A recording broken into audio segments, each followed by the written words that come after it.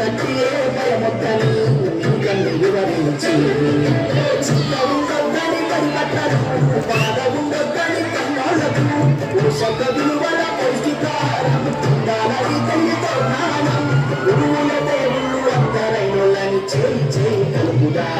పడి కాటకు అడుగులేదా అనుకరిస్తూ వెలుగ చేసే తల్లికి వందనం